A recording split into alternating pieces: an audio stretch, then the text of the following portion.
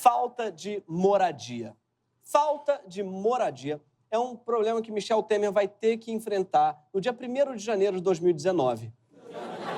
Na verdade, não vai ter, porque ele tem 18 milhões de reais em imóveis. Sim. E se tudo der errado, ele pode sempre pedir ajuda para o Michelzinho, que aos 7 anos já tinha 2 milhões em imóveis. E aí você pensa, mas também ele trabalha muito. Foi ele que escolheu a logomarca do governo Temer. Então, parabéns, Michelzinho. Você é o único designer bem pago do Brasil. Pô, o problema da falta de moradia pode não afetar a família Temer, tá? Mas afeta mais de 7 milhões de brasileiros. Na madrugada do dia 1º de maio, um prédio que servia de abrigo para 150 famílias sem teto desabou no centro de São Paulo. O edifício, evidentemente, estava em condições precárias para a habitação. E, para piorar, tudo indica que pessoas inescrupulosas começaram a se aproveitar da situação dessas famílias. Lá dentro, as condições eram degradantes. Mesmo assim, as famílias revelam que tinham que pagar aluguel aos coordenadores do Movimento de Luta Social por Moradia, o MLSM, que controlava a ocupação. Nós não morava de graça, nós pagava, entendeu? Nós pagava o aluguel. Eu, pelo menos, pagava 400, ela ali pagava 500. Segundo as primeiras reportagens sobre o acidente, o grupo que dominava o prédio e cobrava aluguéis abusivos se chamava MLSM, também conhecido como Messenger. Não. Também conhecido como Movimento da Luta Social por Moradia. Sim, que o João Dória chamou de facção criminosas. E há indícios, realmente, que o responsável pelo grupo, Ananias dos Santos, inclusive enriqueceu muito cobrando aluguel. E o indício mais forte que ele realmente enriqueceu é que ele tem fotos, sabe com quem? João Dória. Mesmo assim, muita gente acusou o Movimento dos Trabalhadores Sem Teto, que é o MTST, e seu líder Guilherme Boulos de serem os responsáveis por essa tragédia. E eu tô sentindo saudade do Guilherme Boulos, né? Ele devia ter comparecido lá, né? Participado do resgate, mas o criminoso Boulos não está. Culpar as vítimas? Não, nós estamos culpando os gigolôs de movimentos sociais que ficam promovendo invasões. É o caso do Boulos. Assim como a turma do Sem Teto ligada ao senhor Guilherme Boulos, pré-candidato à presidência da República, e que era o pai dessa história toda, dessa invasão ilegal, irregular. Só que o MTST não estava ocupando esse prédio, nem cobra nada de quem participa de suas ocupações. Essa galera parece estar confundindo o MLSM com o MTST, da mesma forma que vivem confundindo o MTST com o MST, que é o Movimento Sem Terra. Gente, vocês por acaso confundem HPV com FGV? Porque, cuidado, tá, gente? Porque só uma delas que é fácil de passar. Por que confunde MTST com MST, não é? Você confunde OB com OAB? Apesar de ambos servirem para estancar a sangria. Talvez o Boulos tenha sido acusado, no caso do prédio, porque ele é a liderança sem teto mais conhecida do Brasil. Mas ele está longe de ser a única. Existem, hoje, 150 ocupações em São Paulo de siglas diversas. E por que tem tanta gente morando de uma forma tão precária? Porque faltam 7,7 milhões de moradias no Brasil. E São Paulo é a cidade onde há o maior déficit absoluto, de 1.600.000 moradias.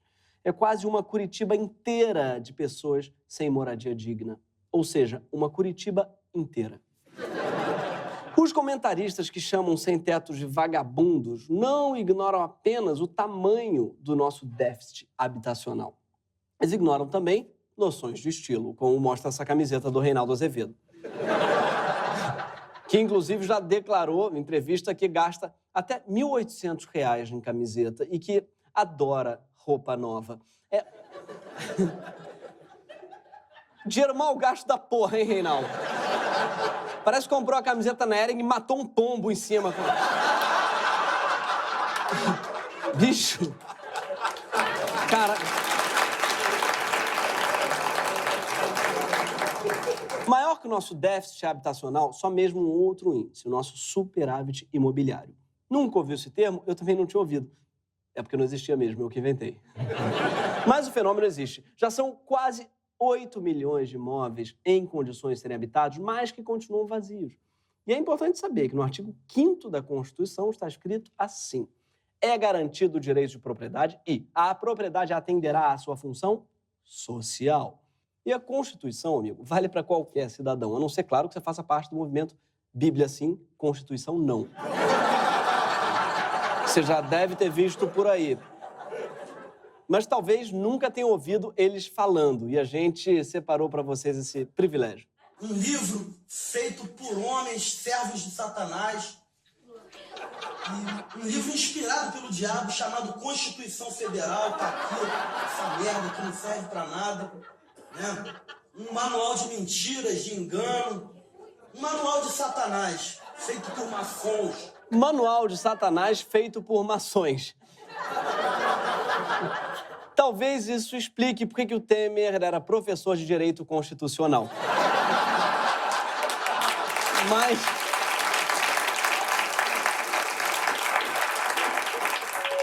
a não ser que você faça parte desse movimento aí, eu imagino que você defenda a nossa Constituição, logo você defende que toda propriedade tem que ter função social. Então cabe aqui explicar o que é função social de uma propriedade. Função social, gente, é simplesmente função.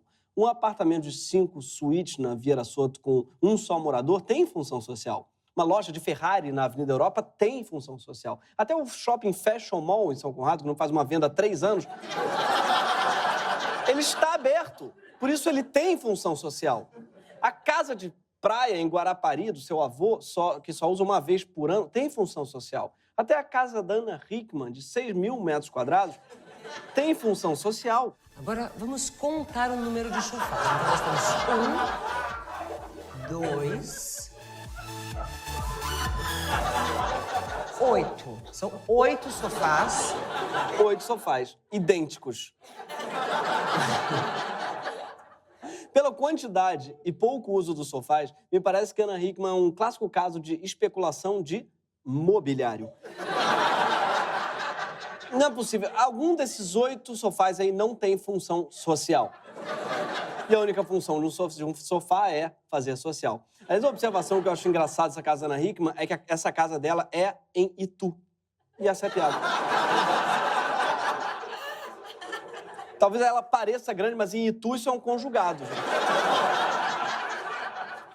O que a Constituição fala, no fundo, é bem simples. O direito à propriedade é garantido, desde que essa propriedade não seja abandonada. Sim, no Brasil é proibido abandonar. Fica a dica pra Lúcia, minha namorada na 8ª série. Mas... Greg, a Constituição, Greg, não diz, tá? Sim, ela diz que não pode abandonar imóveis, tá? Mas tem milhões de imóveis abandonados. Por que a gente não usa, então, essas casas para encerrar o problema da moradia no Brasil? Põe quem não tem casa, né? Lá dentro das casas que não tem ninguém. Pronto, parece simples, né? Mas o Brasil não é simples. Não é simples por vários motivos. O primeiro é um bom motivo.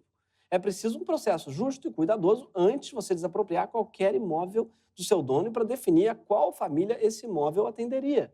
Até para conseguir uma casa do Silvio Santos, existe todo um processo. Pagar o carnê do baú o ano inteiro, ser sorteado, entrar numa caravana, ir no programa do Silvio, ouvir histórias sobre a filha número 2 dele, dançar, rodar, girar um peão, ouvir piadas sem graça e fingir que tá rindo. E, eventualmente, ainda girar o peão e tirar o número certo. Ou seja, é difícil mesmo. Agora, já o segundo motivo não é exatamente bom, porque o segundo motivo é que algumas pessoas, não é, veem que habitação para elas é casa, não é? Como você imagina, o que é habitação? É casa. Só que para muitas pessoas não. Casa, não. Habitação é investimento. É uma forma de obter renda sem trabalhar. E o problema da moradia no Brasil é consequência direta disso que chama rentismo imobiliário. Mas calma, eu não vou defender aqui que toda a propriedade é um roubo. Como diz Proudhon em seu livro, A Propriedade é um Roubo. Que eu não li, mas eu presumo que ele tenha dito porque está no título e tal. Aliás, seria muito prático se todo autor já resumisse o livro no título para você já saber do que se trata e poder fingir que leu. Ah, você leu aquele livro do Machado de Assis? Talvez Capitu tenha traído o Bentinho, mas a gente só tem a opinião dele, então não tem como saber? Na fase de urbanização do Brasil, nas primeiras décadas do século XX, muitos trabalhadores viviam em cortiços, pensões ou vilas operárias, tipo a Vila do Chaves. Que, aliás, é uma ótima metáfora para o problema habitacional nas periferias da América Latina. Um menino morando no barril, uma mãe solo, um pai desempregado, um capitalista cobrando aluguel e uma louca dos gatos. A partir da década de 40, os moradores eles foram sendo expulsos da região central e se mudando para as periferias, onde já tinha gente rica invadindo o terreno público e loteando roça ilegalmente para vender para essa gente pobre. No início dos anos 60, as favelas então começaram a crescer e muitas delas foram removidas ou exterminadas de forma criminosa. Em alguns casos, moradores foram jogados para terrenos lá longe, como mostra essa reportagem cheia de imagens de arquivo incríveis. Desmancharam o barraco de manhã e nós ficamos a noite toda na chuva, nos abrigando debaixo de alguma casa que tivesse uma marquise. As remoções estavam entre as principais manchetes dos jornais.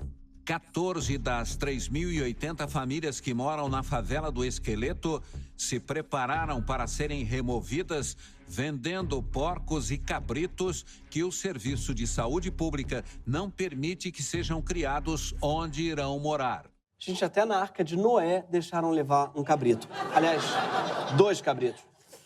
Foi também nessa época, na ditadura militar, que o governo criou o primeiro programa para tentar amenizar o problema da falta de moradia. O Banco Nacional de Habitação, o BNH, que foi o primeiro casamento entre o setor público e o privado para a construção de casas. E olha você aí pensando, olha, os militares arrasando. Não. AI-5 sim, Constituição não. Não. Menos de 1/3 das casas financiadas pelo BNH foi para famílias pobres. Metade dessas casas foi para famílias de alta renda. Ou seja, o que começou com uma política social terminou virando oportunidade de investimento para quem já tinha condições de morar. É o governo transformando casa em investimento, numa espécie de bolsa rentista. Nunca ouviu esse termo? Não, né? Foi eu que inventei.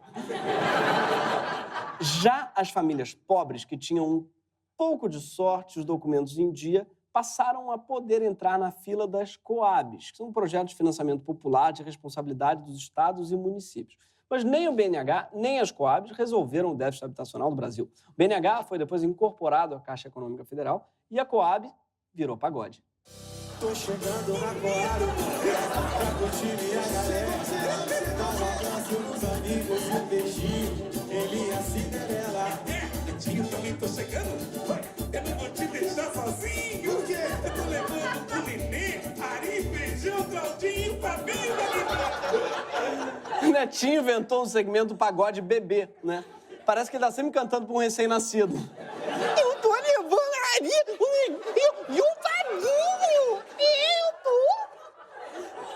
E quando ele não tá cantando, ele fica comentando pros outros. Bonito! Gostei! Vem pra cá, balançar! Tem o sertanejo universitário e o pagode creche.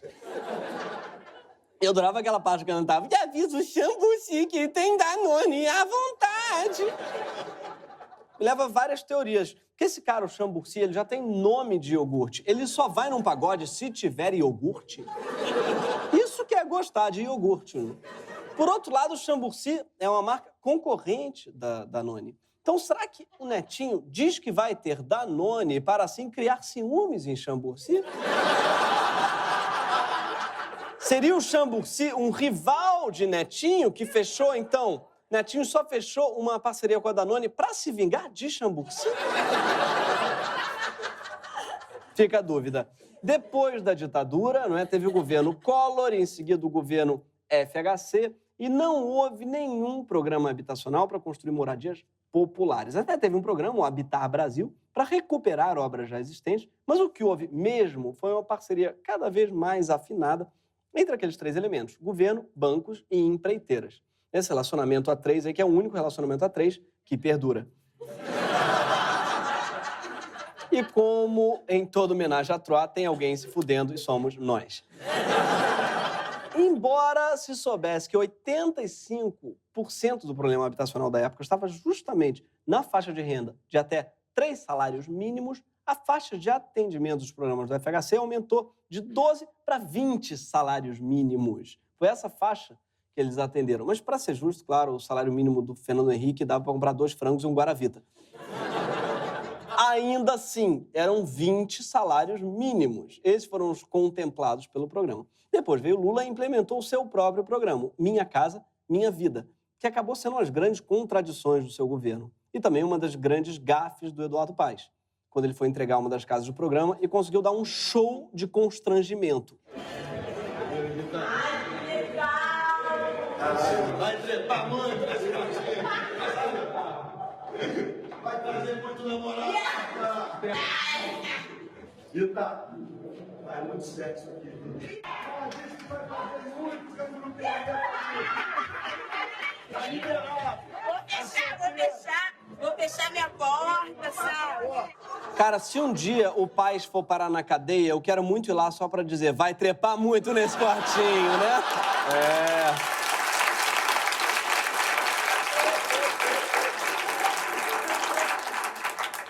O Minha Casa Minha Vida consiste numa parceria entre governo, bancos e empreiteiras para construir casas populares.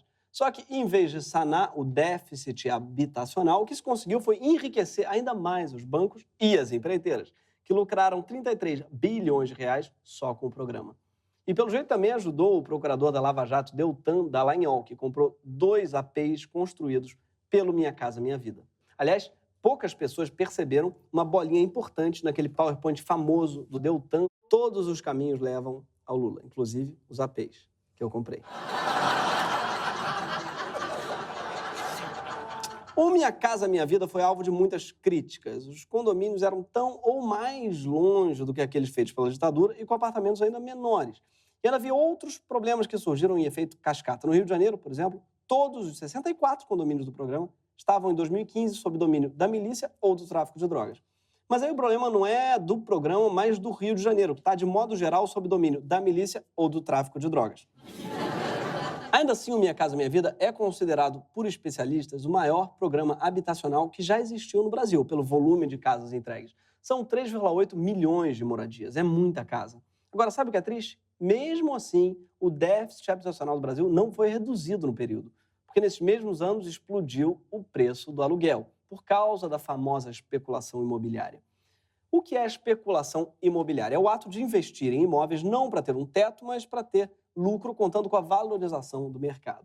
Sabe quem mais estimula o processo de acúmulo de imóveis para especulação? Nosso querido sistema tributário. Hoje, no Brasil, quanto mais apartamentos você tem, mais fácil fica de pagar pouco imposto sobre a renda que você recebe deles. Por exemplo, se você herdou um apartamento do seu avô e quer alugar, o governo pode cobrar até 27,5% do preço do seu aluguel. Se você herdou uns 20 apartamentos do seu avô e abriu uma imobiliária só para você e seus imóveis, pode acabar pagando uma tarifa bem camarada, de 11%. Agora, se o seu vovô te deixou uma participação de sócio num grande fundo imobiliário, basicamente uma carteira de investimento que controla uma quantidade enorme de imóveis, sabe quanto você vai pagar de imposto sobre o lucro disso? 0%. Ou, como chama o seu primo Reaça, meritocracia.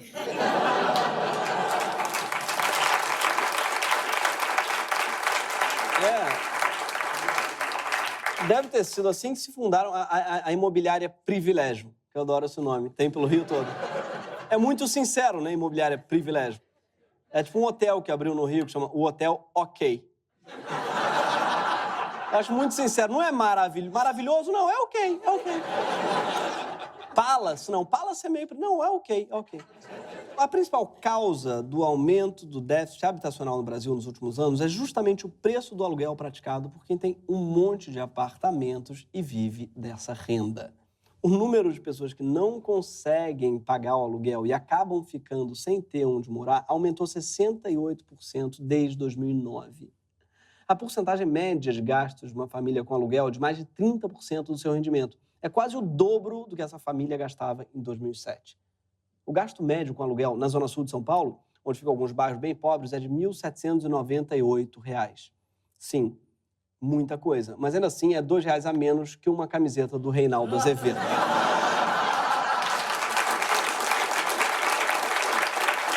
Em compensação, se você pensa em comprar um apartamento, tem boas notícias vindo da Globo News. O preço médio dos imóveis residenciais caiu 0,01% em abril. É uma boa notícia para quem quer realizar o sonho da casa própria. Isso significa, fazendo as contas, que se você quiser comprar um apartamento de R$500 mil, que aliás é o valor de uma kitnet na zona sul do Rio, você ganha um desconto de R$50. Que no Leblon dá pra comprar uma esfirra. Ah, mas é trufada, brother. Maionese de wasabi. O problema da moradia não é só de quem não tem onde morar, tá? Aquele bando de sem-teto baderneiro. O problema da moradia também afeta você que paga aluguel. Tem muita gente que fica defendendo o acúmulo de propriedades, mas na verdade está com dificuldade de pagar o próprio aluguel. O brasileiro tem essa síndrome. Ele acha que ele é o seu barriga, mas na verdade ele é o seu madruga. Para piorar, de vez em quando o mercado imobiliário decide que o aluguel de um apartamento ruim de 2 quartos pode custar 3 salários mínimos. Pode, só porque na vizinhança abriu uma cupcakeria que corta cabelo e tem cerveja artesanal. Pode. E se ninguém alugar o AP por esse preço, deixa. Pode valer mais a pena deixá-lo vazio, né, para depois podê-lo vender rápido se um dia valorizar. Até porque não existe nenhuma penalidade para quem tem um imóvel vazio em pleno centro urbano. Apesar de proibido por aquele livro satânico que nos rege. A legislação brasileira prevê uma forma simples de combater a especulação e evitar que os imóveis fiquem desalugados por anos. Chama-se IPTU progressivo. Quanto mais tempo sem alugar, mais caro é o IPTU de um imóvel. Infelizmente, os municípios brasileiros não aplicam esse dispositivo como deveriam. É um imposto que as prefeituras não fazem muita questão de cobrar. O IPTU progressivo é tipo a escova progressiva, ninguém mais usa. Outro dispositivo pouco aplicado é a lei de desapropriação. O Estatuto das Cidades diz que as prefeituras precisam notificar um proprietário de um imóvel abandonado. Sim, é só um aviso, porque ele tem 1 ano ainda para apresentar um projeto para aquele espaço. 1 ano para apresentar um projeto é bastante tempo, concorda? Você tem 6 meses para fazer um TCC e você acaba fazendo em 1 semana. Vamos ser sinceros, quem que você quer enganar? Tô muito pegado com TCC, cara. Esse ano é ano de TCC, vai fazer em dezembro. Se depois de mais de 5 anos o projeto não for colocado em prática, a prefeitura, então, pode tomar o imóvel, mas tomar pagando valor de mercado numa desapropriação sanção. Sim, desapropriação sanção, que não é o que o Cebolinha faz com o coelho da Mônica. Não. O que é isso? É quando o proprietário recebe títulos da dívida pública como pagamento. Ou seja, na pior das hipóteses, tá? Depois de tantos 5 anos parados de tudo que a gente narrou, na pior das hipóteses, você recebe uma grana pelo seu imóvel ou terreno parado. E mesmo essa lei nunca é aplicada. Não costuma acontecer nem a primeira notificação para o imóvel vazio. Nossos governos deixam os especuladores livres para sentar em cima de imóveis vazios, enquanto o resto da população paga aluguéis caríssimos e nem tem onde morar. Um desses terrenos vazios foi ocupado recentemente pelo MTST. Era um terreno de São Bernardo do Campo que pertencia a uma construtora, mas estava abandonado há 40 anos. Nele, os sem-tetos criaram a ocupação Povo Sem Medo. 73% das pessoas que participaram da ocupação era economicamente ativa, né? Bem mais do que a média da população que vive na região metropolitana de São Paulo, que é de 62%. Ou seja, em média, tem mais trabalhador lá dentro da ocupação do que no resto da grande São Paulo. O movimento de moradia não é coisa de gente desocupada. O nome disso é Minecraft. Tá? Eles não são desocupados. Não são desocupados, são tudo menos desocupados. Inclusive, o primeiro T de MTST é de trabalhadores, tá? Não é de Temer. Só que a renda desses trabalhadores não é suficiente para pagar aluguel e muito menos para financiar uma casa. Afinal, metade dos trabalhadores brasileiros vive com menos de um salário mínimo. Sim, metade dos trabalhadores vive com menos salário mínimo. Esse dado é muito louco. Tinha que passar a chamar de salário sugerido, sei lá. A verdade é que a gente só criminaliza ocupação e passa a chamar de invasão quando é de pobre. Quando é de rico, a gente chama de varanda gourmet. Nosso apreço pelo patrimônio público, né, e privado só se aplica a quem não tem patrimônio privado, nem é protegido pelo poder público. Mas se você pensar bem, se alguém não tem uma casa e entra num imóvel abandonado, não dá para chamar de invasão. Já a gente que tem casa e ocupa o espaço público, aí sim está invadindo. Quando o Dória constrói num terreno que não é dele, é invasão. Quando o Luciano Huck faz uma praia particular em Angra dos Reis, é invasão. Quando o Ike Batista bota uma Lamborghini na casa dele, aí é só babaquice mesmo. Ou seja, o problema da moradia no Brasil é, sim, o problema de um monte de vagabundo que não gosta de trabalhar. Mas eu não estou falando do sem-teto, nem... Tô falando de outro tipo de gente. Tô falando de gente que grilou terra pública, que criou fundo imobiliário sem pagar imposto, que vive de renda, que loteou manancial e vendeu terreno em Mangue chamando de Nova Veneza. O problema é que esse movimento desses vagabundos aí, ele ainda não tem um nome, então ele tem muito pouco hater. Mas tudo bem, a gente batizou eles e a gente está fazendo o possível para reverter isso.